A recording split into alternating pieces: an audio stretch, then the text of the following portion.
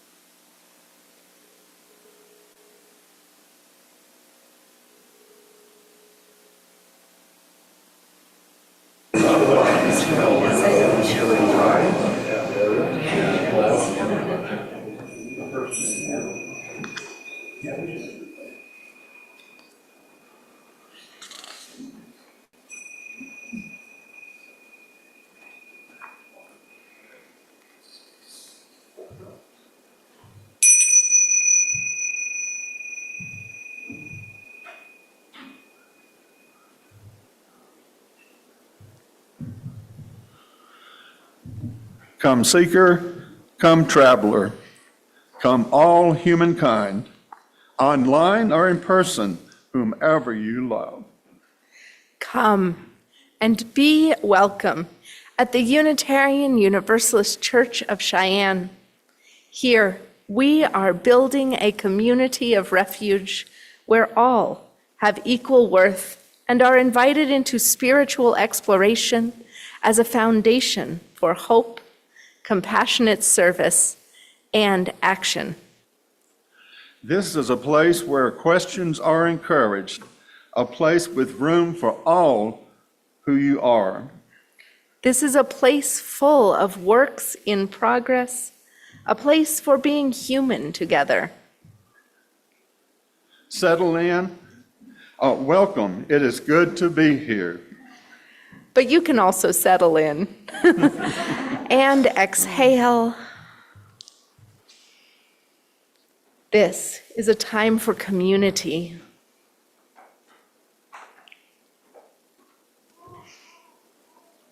Hello, I am Michaela Saxon, a member of the board, here to welcome you to this church where we are on a shared journey to find meaning, connection, and community together. If you are new to us, please fill out a blue welcome card and drop it in the offering basket so we can share information about our activities and help find what nourishes your spirit here. There are note cards in your pews for writing your joys and sorrows for the pastoral prayer. We pass a square basket during the offering to gather these. Write your name or remain anonymous. You can also write "Do Not Share" on the card if there is something you want held in care by our minister and pastoral care team, but not spoken aloud. Many activities and events happen each week in this community, so we're going to talk about just a few. First, the animal blessing is upcoming on August 24th. Please feel free to bring your pets, cats, dogs, turtles, but you can also bring a stuffed animal or a picture of an animal if maybe they're not going to be good with a large crowd of other animals. The service will be held outside, so if you need to bring a hat or a parasol for some sunshade, please do that. We would just want to give the animals plenty of space, so we'll be doing the service on August 24th outside. Also, please remember to take a look at the sign-up sheets on the semicircle table in our social hall during coffee hour. Information regarding upcoming groups, events, and more can be found on that table. We'd also like to invite you to take note of the Get Your Groove On signups. We need folks to sing and dance and play instruments. If you or your kids might be interested, please let Jed know because he'd like to have a small rehearsal today and next Sunday after service. Thank you.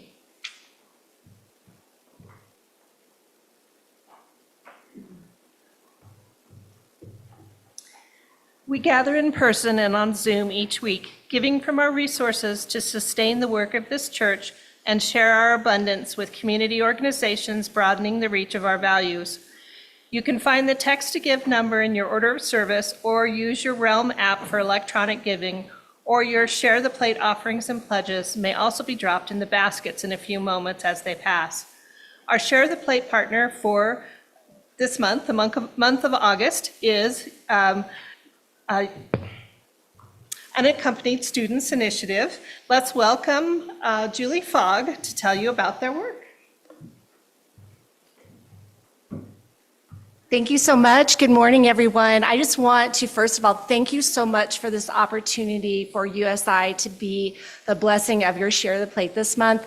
We are so grateful for churches like you that really are invested in the work that we do and the opportunity that we get to even come and share a little bit about our organization. USI is fairly new. We're less than 10 years old, and our mission is to provide a safe and stable home for youth that are experiencing homelessness. We focus on education first, and we work on life skills. They take program classes such as financial literacy, nutrition education, healthy relationships, and really we do everything that we can to help develop them to be independent members of our community. I want to give a couple of updates. First of all, USI has expanded to Laramie, so we are in 3 towns in Wyoming, and our capacity is 30, and we are almost full. And so we're really excited about that, but with that comes challenges of providing for them and making sure that we're able to do all the things that we need to do, and those things are all, they all have a financial tag to them. So thank you so much again for your willingness to support us. I want to tell you a little bit about our Cheyenne program because we've had some huge developments. We've had a huge number of female referrals. And with that, we did a lot of investigating to see, because we have a twin home that has a male side and a female side. And so we looked to see, like, is there a way that we can accommodate more females in our program? And so we did just that. We have 9 females right now, and we have 2 males, and our capacity is 12. So we only have room for 1 more in our program. Casper is in a really similar situation. They have capacity for 14, and they're at I think, 11 right now, and then we are full in Laramie with 4. We're actually renting a house right there and hoping to build. So lots of great things happening, but what I really want to talk a little bit about is some of our student success stories. We have a young lady here who was able to get her CNA, and she's working at hospice and is moving towards getting her nursing degree. We have others in our program. I think that we have about 8 that have graduated from high school and are moving towards secondary education or trade school. So they're really doing some really great work. And we have a student in Casper who I want to share a little bit of her testimony that she shared when she left. But when she was in program, was able to save $12,000. She was able to get her own apartment and use that money so that she can focus on her education. She's going to Casper College. And so to see those things and to watch our students that come in that really think that there is really no hope, that they have no options for future, that they can just, they're just feel kind of stuck, and to see them to dream and think about what is next in their life is just, it's a huge gift. So I'm going to share you a little bit with her, and then a couple of ways in which you can partner. And I know I only have 5 minutes, and so I'm hoping that I'm close. But this is what this young lady said. She said, while in this program, I have learned that it's okay to be myself and to have bad days. I've learned that medication is a priority and mental health is too. While I've had struggles with saving, I was given multiple chances, even if I didn't take them. I learned that it's a priority to save and that my future is important too. I've learned to deal with my issues and learned to keep a job too. I've had my ups and downs with this program, but I'm forever grateful for the multiple chances I got from this program. So it's stories like that that really are the heart and soul of what we get to do. And a couple of things that we have coming up. One is we have a golf tournament for any of you that golf or you know somebody that does. I have flyers in your multipurpose area. It's September 26th. That also happens to be my birthday, so you can come and celebrate my birthday and come and golf. You can have a team, you can sponsor a hole, you can golf individually, so that's there. We are also launching a 12 for 12 campaign. We had 12 youth graduate this year in 2025, and that actually represented 67% of our enrollment at that time. So that's the highest number of graduates that we've had statewide. We're really excited about that. And in order to continue that, we are launching a monthly donor campaign. So for just $12 a month, you can be a part of that and be a part of those opportunities for youth in the future to get to participate in our program and make a difference in their lives. So again, thank you so much. If you have any questions, I'm hoping to be around unless my daughter gets called out for work. Anyways, but you're always welcome to call or text as well. So thank you so much for this opportunity.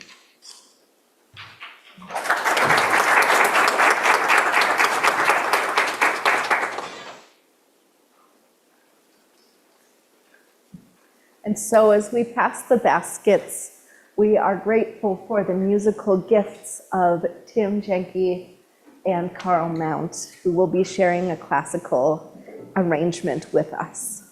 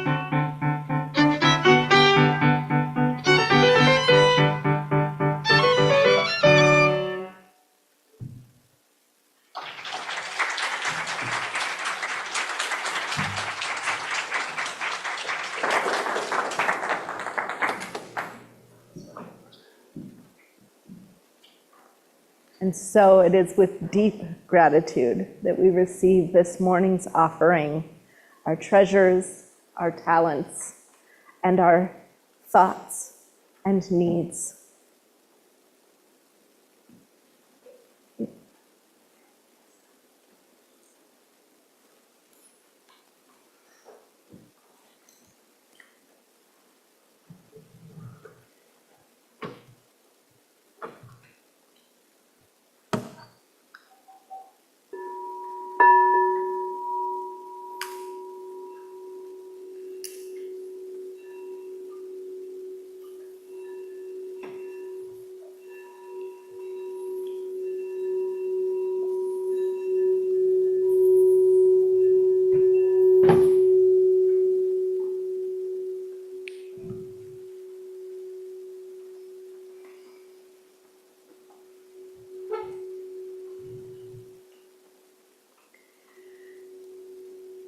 Take a moment to breathe in and breathe out. Another moment in and out. Letting that inhalation move oxygen. Oh, I appreciate those of you who let me know when I am not able to be heard. So let that inhalation move the oxygen within you, the inspiration of our humanity. Let spirit and life be in motion. Your exhalations a gift to our plant neighbors. Carbon dioxide converts. We are chemistry. We are physics. We are magic and motion. We are star stuff, reformed and given life by breath, breath by life. Breathe in and out together and know that we are life by breath connected as we join together in our shared worship this morning. And so I invite you to breathe together as we sing together for our opening hymn. If you'll open your gray hymnals, rising in body or in spirit, our hymn leaders are invited to come up and be with us in hymn leadership as we sing number 21, For the Beauty of the Earth. We'll be accompanied on the melody by Carl Mount on his violin.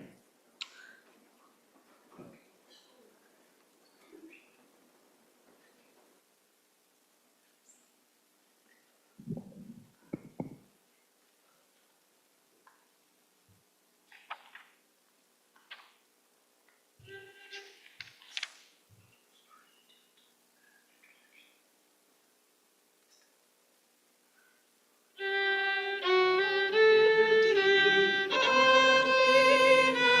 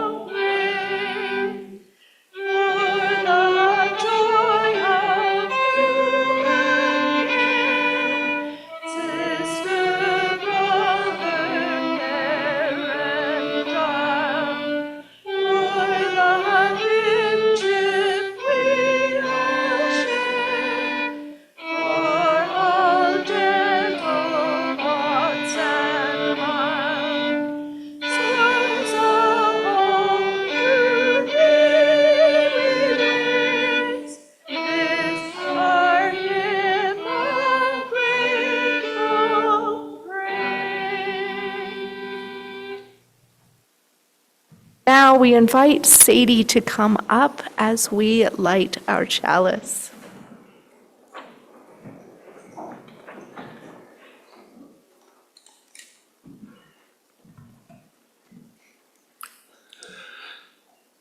As we light this chalice, may this hour bring rest and renewal, comfort and challenge. May we be reminded of our highest aspirations and inspired to bring our gifts of love and service to the altar of humanity.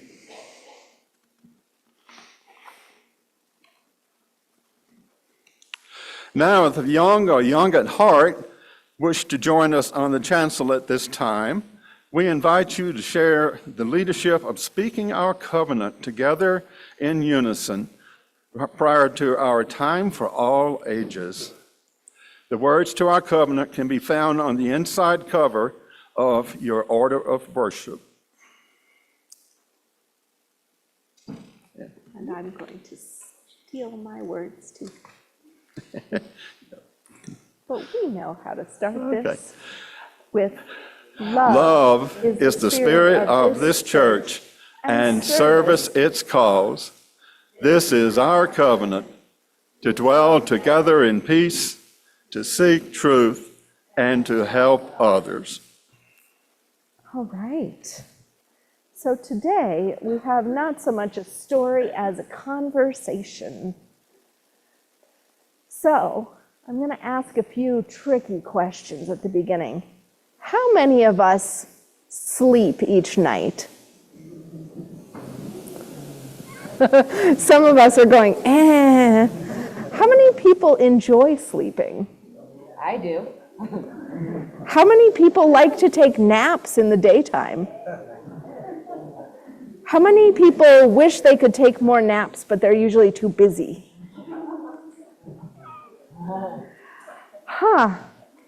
I'm seeing a lot of hands. So, I'm wondering, why do we think we like to rest so much? Because life takes a lot. Because we get tired easily and we take a nap. We don't get tired. Yeah. We get tired easily. We need naps so we don't stay tired. So we don't just live in a tired state. Do you know about how many hours the human body needs to rest each day? 8 hours. So 8 hours. So this is an interesting thing. The human body likes to spend about 7 or 8 hours just sleeping, but at least another hour or two in other forms of rest and relaxation. Research about burnout tells us people need to spend 42%. It's the answer to life, the universe, and everything. 42% of your total time at rest in order to stay healthy. Emily Nagoski writes, how much rest is adequate? Science says 42%. That's the percentage of time your body and brain need you to spend resting. It's about 10 hours out of every 24. It doesn't have to be every day. It can average out over a week or a month or more. But yeah, that much. That's ridiculous. I don't have that kind of time, you might protest. And Emily says, we reminded you that we predicted you might feel that way back at the start of this chapter. We're not saying you should take 42% of your time to rest. We're saying if you don't take 42%, that 42% will take you. It will grab you by the face and shove you to the ground and put its foot on your chest and declare itself a victor. The truth is, if you don't take that amount of time, it leads to something called burnout. It might take 3 years or 5 years or 10 or 20, but you can actually do physical damage by not resting. Yeah. That's, Get any sleep or hydration. yeah, your body gets weak if you don't get sleep and hydration. That is exactly true. It's a lot of each day. So what do we think our bodies and brains are doing when they're at rest? Why do we need to wind down so much?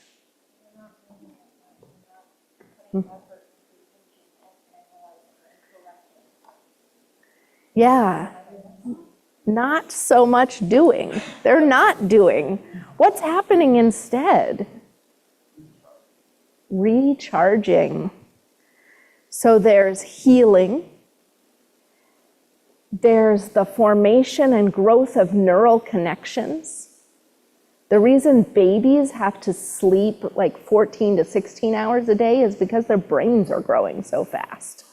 Your brains grow when you're not awake. So an interesting thing for those who are still in school is that, in fact, you will learn best if you study and then take even a short nap. It seals what you've learned into your long-term memory by letting your neurons grow and strengthen those last connections that you've made. Yeah, so studying languages right before bed, how many people do like Duolingo or something right before bedtime? That's a good time for that. Wind down and get a little bit of that neural growth going on something you like. Yeah, so healing happens when you're asleep. If you don't sleep enough after an injury or a surgery, your body can't do all of the healing it should as fast as it should. It struggles to do that when you're awake. There's dreaming, which is a way your body engages in problem solving. How many people have ever woken up and suddenly there was a solution to something you thought was going to be a big problem in your brain, ready to go? Yeah. Yeah. And in a lot of places throughout a lot of history, we consider sacred space to be the place where we don't do so much as being. This hour is a rest hour for everybody but me. And sometimes Mike or our other worship associates. But that's because ancient people, while they maybe didn't have the science of exactly 42% is the amount, knew that you need every day some time for healing. So, in this week to come, how many people are going to make it a priority now to take a nap at least once? Knowing what you know now. A few. How many people are still going to be too busy?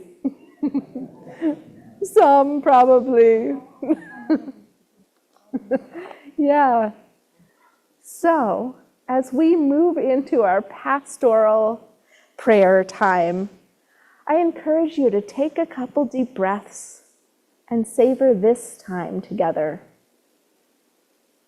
as one of our sacred times for rest, because we need it. Yep. Thank you all so much for coming up. If you let us know we need to take more naps. Yeah.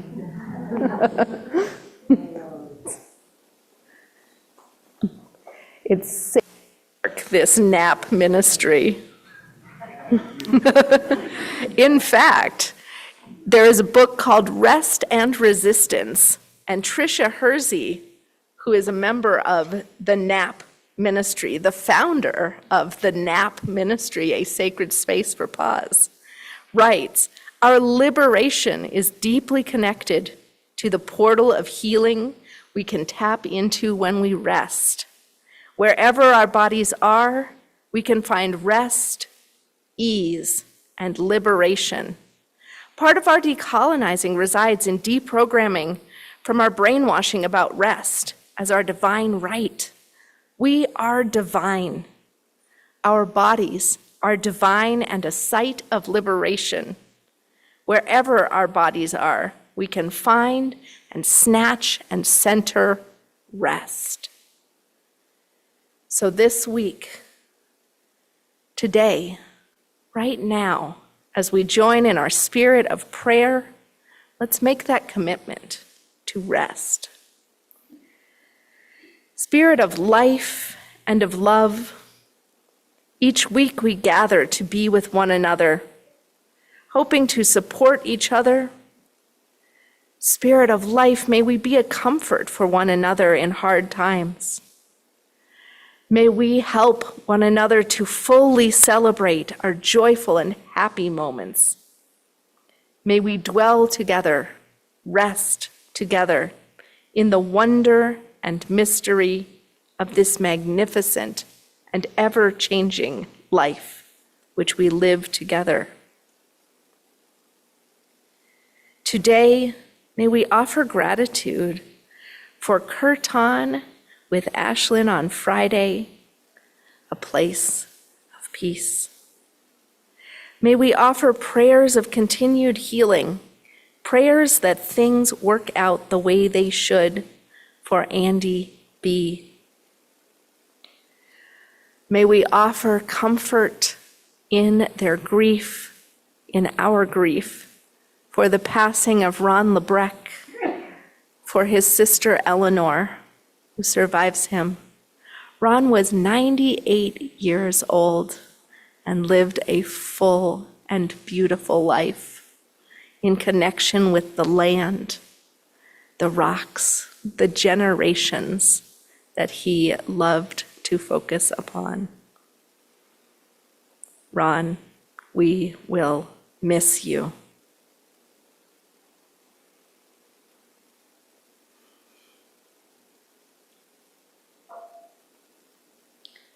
And may we offer as well our good wishes for Emily and Trevor Smith and the whole family. Emily just got back from travels in Nicaragua and will be taking Gracie to law school imminently here.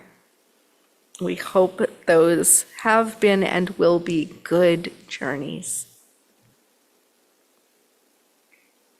And today, may we also be given gratitude. The Schwartz family has moved back to Laramie. Though we won't be able to attend as frequently, they say, we do plan to make it over the hill when we can. We are so grateful to the UU community for welcoming us in and offering such kind and rich relationships and food that nourished spirits when we needed it most. You hold a very special place in our hearts. The Schwartzes say we wish you all well and we'll see you soon.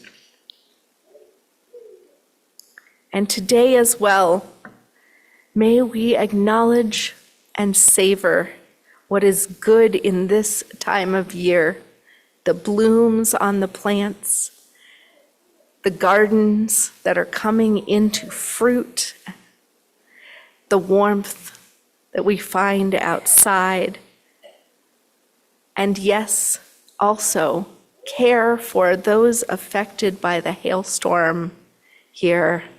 I know a lot of us are dealing with roofs and car windshields and all sorts of repair work. May it be done in community, and may we find good healing and remember that the unpredictability of the weather still leaves so much space for the good. So we give thanks for this ever-changing earth and hold room in our hearts for the joys unspoken, the sorrows too tender to share aloud. In this space, may we find peace and comfort and community that enfolds us. Amen, and blessed be. And may we breathe into the music for meditation.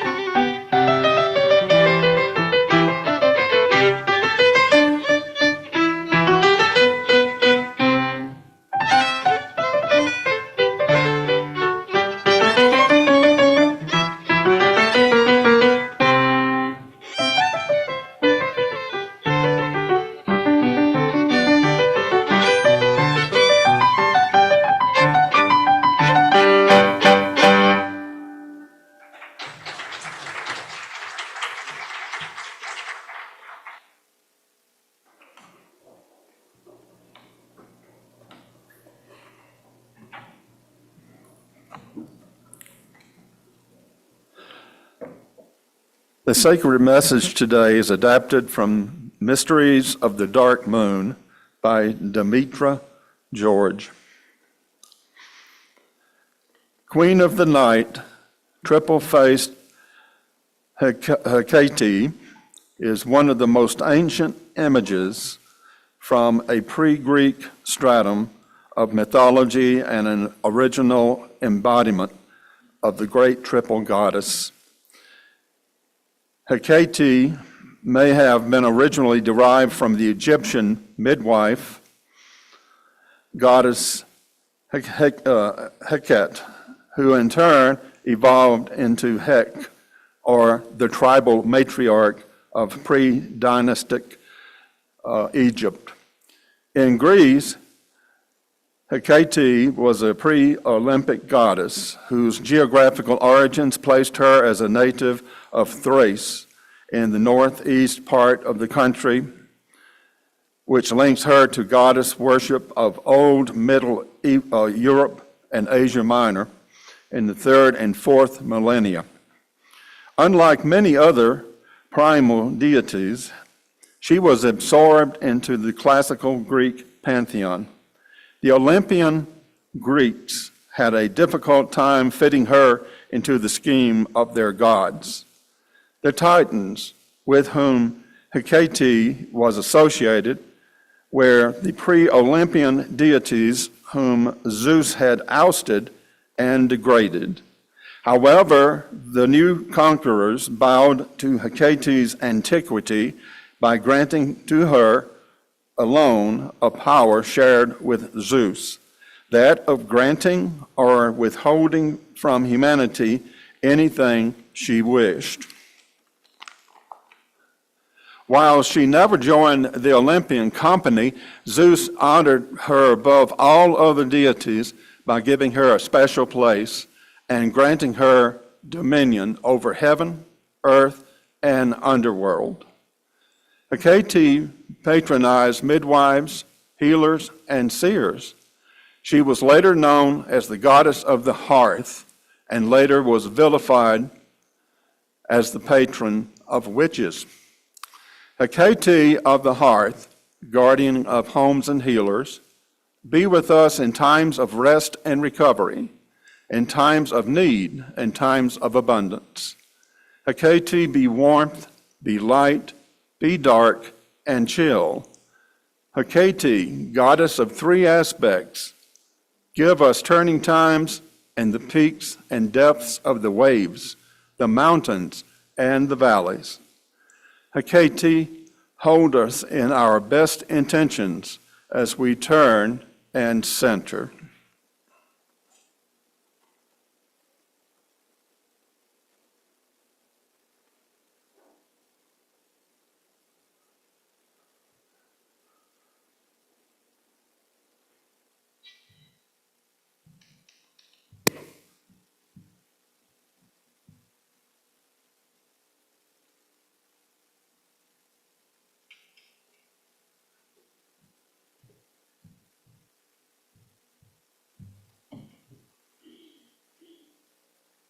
So you do realize that classical music, I know we're delving into the classics, you do realize that classical music, in a lot of cases, especially with Mozart, were dance tunes. So if anybody feels like getting up and dancing back there or up the front, have at it.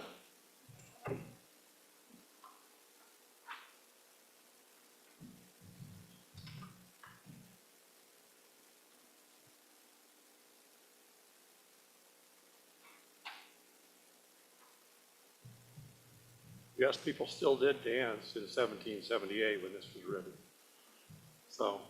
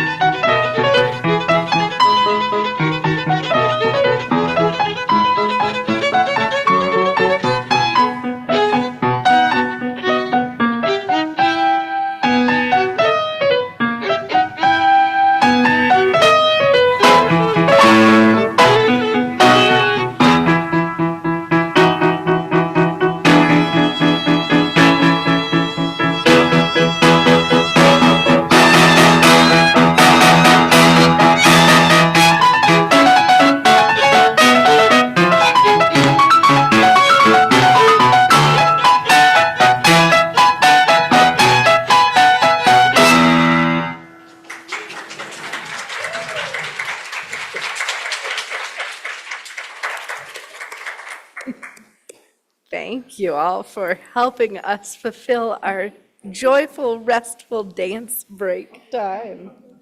We appreciate it. Well, our sermon today is about the sacred pause. Now, in my household, my cats are very certain, as I was writing this sermon, that we meant the sacred paws with a W. They would like to affirm that their paws are indeed sacred and should be appreciated in church. However, in the sacred pause with a Pause is a moment defined by the Buddhist teacher Tara Brach as a moment to notice and shed feelings, move through reactivity, to notice what is coming up for you and allow your feelings to pass before taking a mindful and intention-filled action. I note it today at the outset of this sermon because it's just one of many ways that we can learn to slow down our lives a bit, to bring ourselves into a centered place of balance with our choices for rest and activity. As we notice with our children, with our young at heart, rest is not optional. 42% of our time should be in chill mode, whether that's sleeping or meditating, engaging in non-productivity focused ways of doing arts or crafting, or just wandering in the woods, forest bathing in a hammock or on the rocks.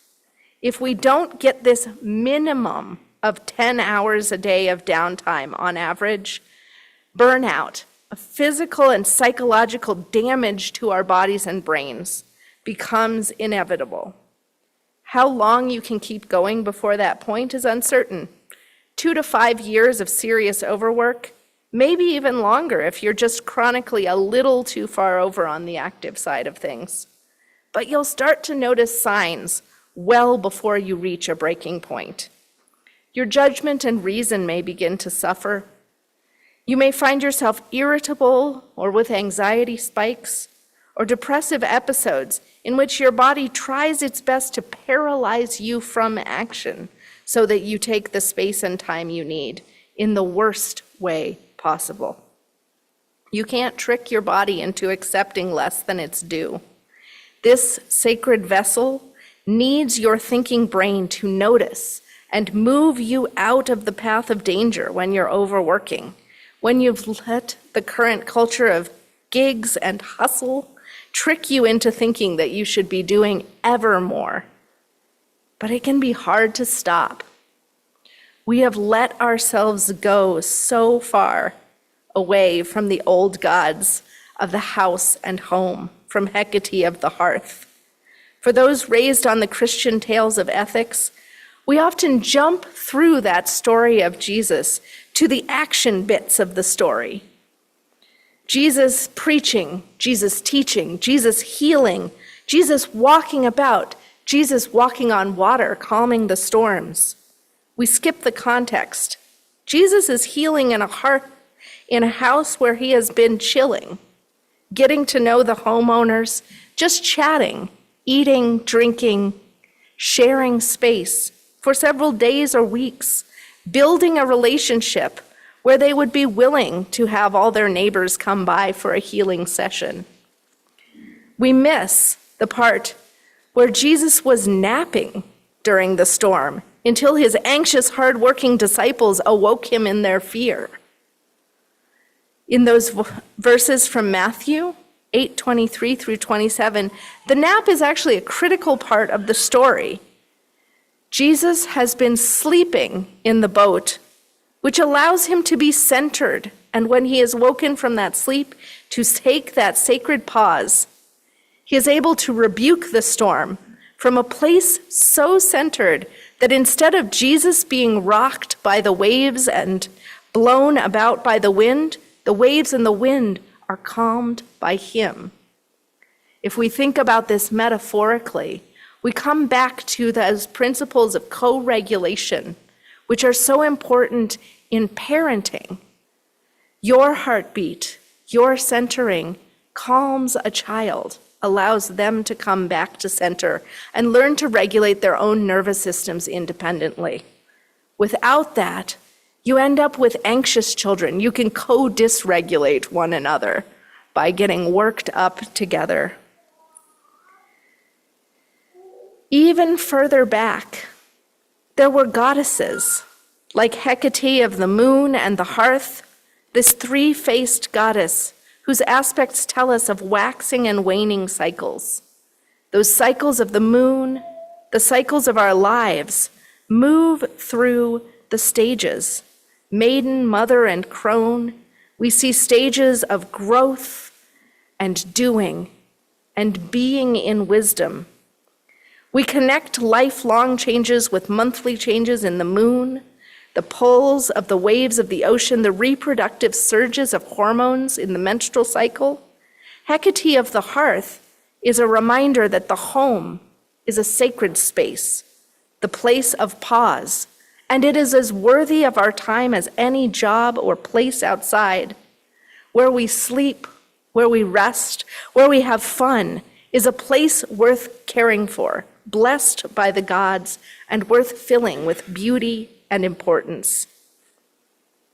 It is so easy here in the modern world to spend less time at home, to compensate by eating convenience foods, to drop our things by the door in piles and collapse onto the couch, turn on Netflix or your favorite streaming services, to remove your mind from the burdens of the day to some far-off fantasy. Maybe it's just me, but I feel like that story maybe resonates with a few people out here.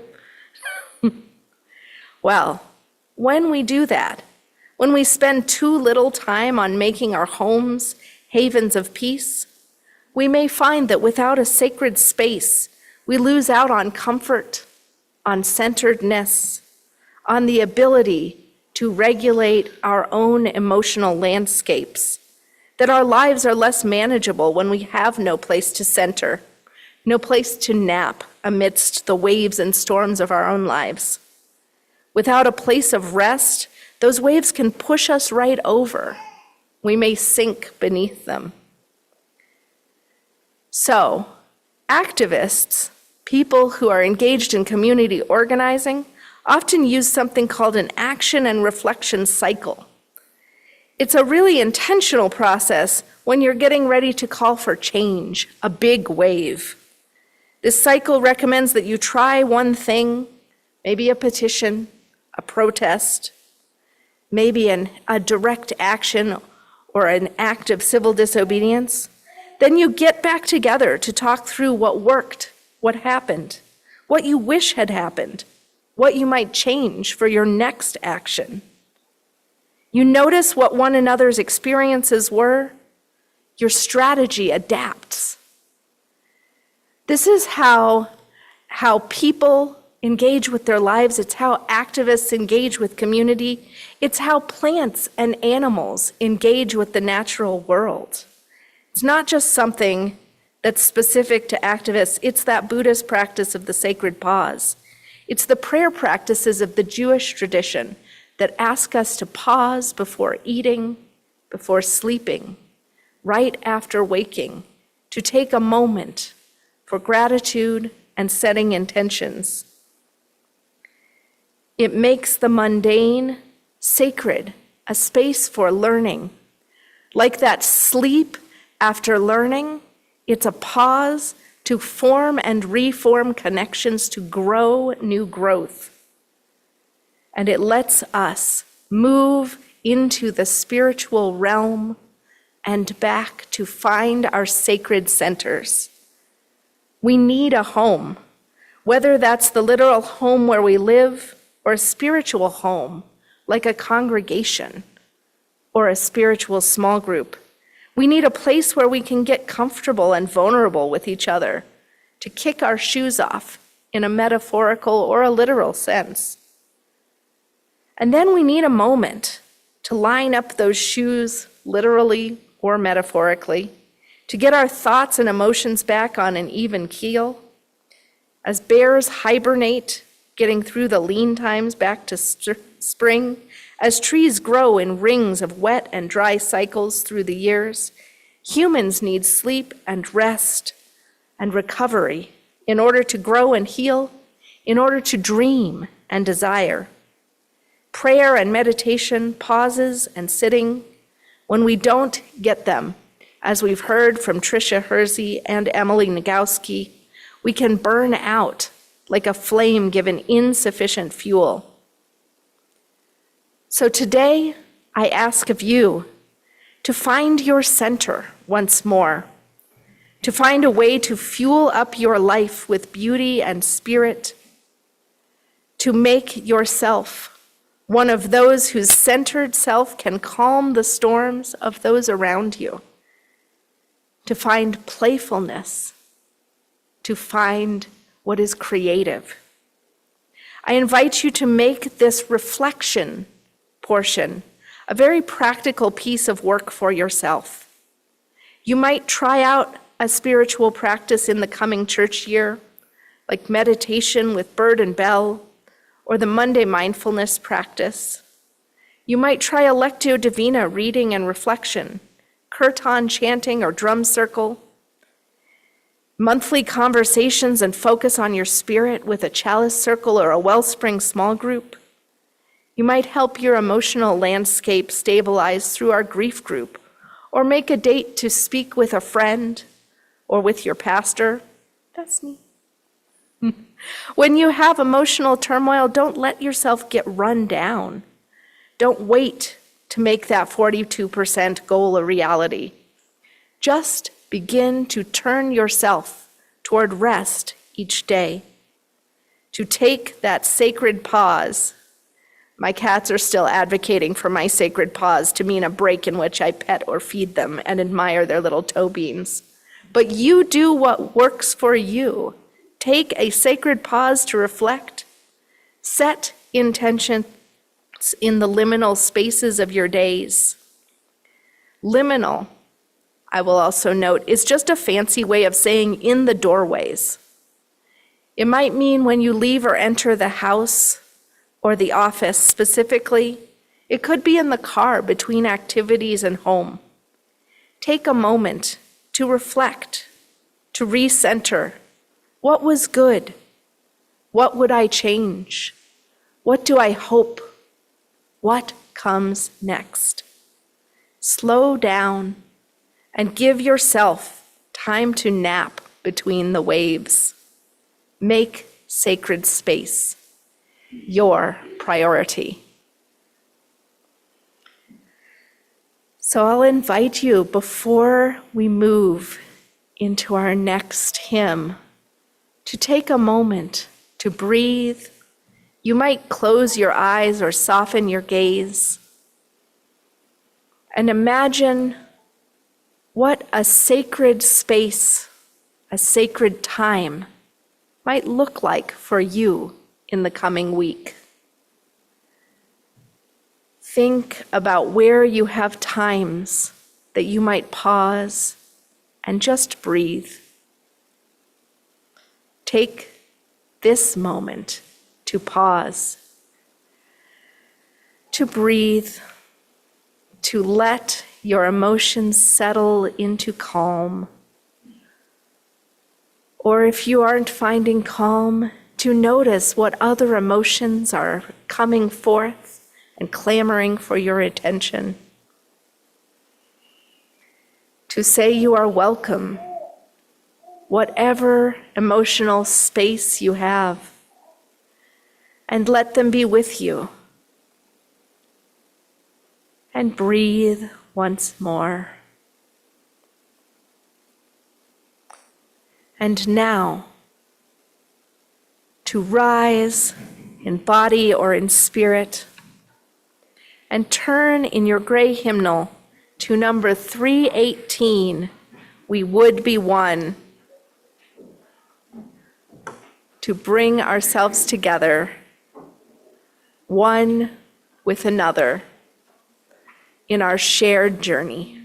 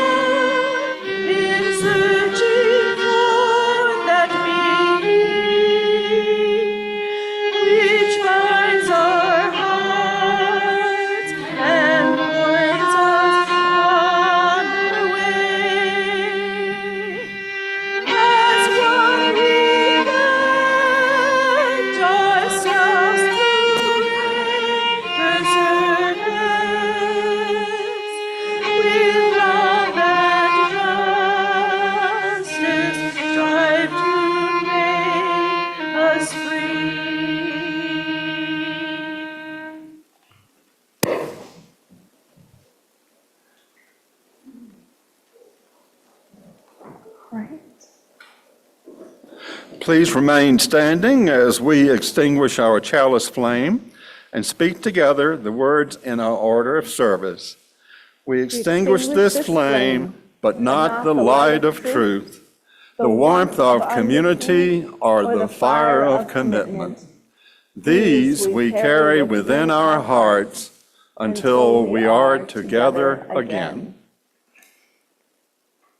And so, as we close, and as you go forth, may you go in the knowledge that to be free is not to be liberated from our responsibilities to one another, but to be more free to wind fully into our interdependent and entangled lives, to be freed from transactional moments and bound together for shared thriving.